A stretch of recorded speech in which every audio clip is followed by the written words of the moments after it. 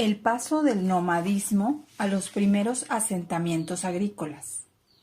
Los cazadores-recolectores lograron domesticar animales. Los perros fueron uno de los primeros, luego vacas, cabras y caballos, y algunos grupos que habitaban suelos fértiles descubrieron la agricultura, logro atribuible a las mujeres y los niños, por ser quienes se dedicaban a la recolección. Antes del dominio de la agricultura arrojaban semillas que crecían por sí solas, por lo que al cabo de algún tiempo volvían y recolectaban. Ambos hechos hicieron que su forma de vida se fuera modificando. El paso del nomadismo a los primeros asentamientos agrícolas ocurrió de manera independiente en distintas partes del mundo. El descubrimiento de la agricultura no volvió sedentarios de inmediato a los cazadores o ganaderos, porque la cosecha era insuficiente al depender de las lluvias y otros factores climáticos. En algunas regiones, el cultivo de la tierra se convirtió en el principal medio para obtener alimento, lo cual dio lugar a asentamientos en las cercanías de los sembradíos. De este modo, las sociedades de cazadores-recolectores empezaron a transformarse en agrícolas sedentarias. El surgimiento de la agricultura, aproximadamente hace 10.000 años en Asia, fue posible porque los cambios climáticos crearon un ambiente propicio para la reproducción, el cuidado y la selección de plantas. El desarrollo de técnicas de riego e instrumentos de cultivo como el arado incrementaron la productividad creando un excedente que permitió el sedentarismo. A este importante cambio tecnológico se le denomina revolución neolítica. La agricultura de riego empezó a practicarse primero en las llanuras de Asia Menor, actual Turquía, y después en otros lugares. Los productos variaron según la región. En Egipto, el norte de África y Europa se cultivaba trigo y cebada. En China e India, arroz. Y en América, maíz, calabaza, papa, entre otros. A partir de la sedentarización hubo importantes cambios en las formas de vida, pues se construyeron viviendas en espacios urbanizados, surgieron artesanos especializados y comerciantes. Así se inició la economía basada en la agricultura. Cambió la estructura familiar y las relaciones sociales, pues se hizo necesario regular la propiedad de tierras y animales. La invención de la escritura y las primeras ciudades. A partir del proceso de sedentarización, se desarrollaron las primeras aldeas que llegaron a tener algunos cientos de habitantes. Había campesinos, ganaderos, artesanos, comerciantes y personas con funciones religiosas y políticas. En las más pobladas se empezaron a construir centros ceremoniales y viviendas. Esta urbanización era rudimentaria, como Catalhuyuk, en Turquía, en el milenio 7 a.C., donde no había calles y se entraba a las viviendas por los techos de las habitaciones, construidas con adobe. La gradual concentración de viviendas, obras ceremoniales, comerciales y gubernamentales en un solo sitio dio origen a las primeras ciudades, que favorecieron el crecimiento de la población. Las más antiguas surgieron en Mesopotamia, Ur, Sipar, Uruk y Nínive, y contaban con miles de habitantes. Las ciudades impulsaron el intercambio de productos y conocimientos, dando lugar al surgimiento de las grandes civilizaciones agrícolas.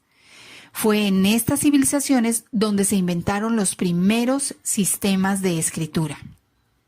Los símbolos fueron la base de los primeros sistemas de escritura de signos. Por su forma, tenemos los cuneiformes, jeroglíficos, ideográficos y alfabéticos. Puesto que representaba una necesidad social, la escritura surgió con fines utilitarios, como la contabilidad en el comercio o el registro de impuestos. También se usó para comunicar asuntos religiosos y políticos. La escritura permitió acumular, elaborar y transmitir conocimientos. La invención de la escritura marca el fin de la prehistoria, ya que con ella el ser humano pudo dejar registros escritos que más tarde sirvieron como fuente para el estudio de la historia. A la caza del mamut. A lo largo de la historia, los animales han sido indispensables para la supervivencia y el desarrollo del ser humano. En la prehistoria, la carne y las pieles de animales sirvieron como alimento y vestido. Con los huesos se elaboraban armas y utensilios. Además, se empleaban para la construcción de viviendas. Entre los animales de caza se encontraban los mamuts, parecidos a los elefantes. Migraron de África hace 3.5 millones de años y llegaron a Europa, Asia y América, donde se adaptaron a regiones naturales como la estepa, la sabana y el bosque. Tenían un pelaje que llegaba a medir hasta 90 centímetros de largo, lo que les permitía soportar climas fríos. Sus enormes colmillos les servían para protegerse y para desenterrar de la nieve algunas hierbas. El mamut era de gran tamaño. Por eso, para cazarlo, lo perseguían hasta conducirlo a un pantano donde quedaba atrapado. Una vez ahí, los cazadores le arrojaban lanzas y flechas. Se extinguieron hace 10.000 años debido a los cambios climáticos que alteraron su hábitat y su caza. Sabemos que el actual territorio mexicano fue habitado por mamuts, pues en distintos estados de la República se han encontrado huesos, molares y colmillos como rastros de su presencia. Este animal no se distribuyó de igual manera en toda la región. Durante la prehistoria, la cuenca de México presentaba condiciones similares a las de una sabana y tenía varios lagos conectados entre sí. El agua y la abundancia de alimento hicieron de este paisaje el ideal para el mamut. En el Distrito Federal y en algunas partes del Estado de México se han encontrado un mayor número de restos. El descubrimiento de Lucy. El 24 de noviembre de 1974, en las colinas de Afar, Etiopía, un grupo de antropólogos dirigido por el estadounidense Donald Johanson encontró los restos fósiles del esqueleto casi completo de un homínido.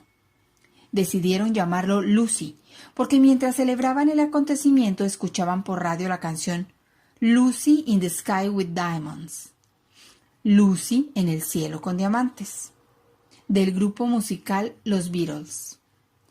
Después de varios estudios se comprobó que los huesos tenían una antigüedad de entre 3.2 y 3.5 millones de años. Pertenecían a una hembra de aproximadamente 20 años de edad, que medía más de 1 metro. Tenía cerebro pequeño y pesaba alrededor de 27 kilogramos. Se concluyó que descendía de la especie Australopithecus afarensis y que era el resto fósil más antiguo del que se tenía conocimiento hasta ese momento. En años recientes se han descubierto muchos restos fósiles más antiguos que los de Lucy, motivo por el cual dejó de ser considerada la abuela de la humanidad, aunque el hallazgo no perdió importancia. Hoy Lucy está resguardada en una caja fuerte en Addis Abeba, capital de Etiopía.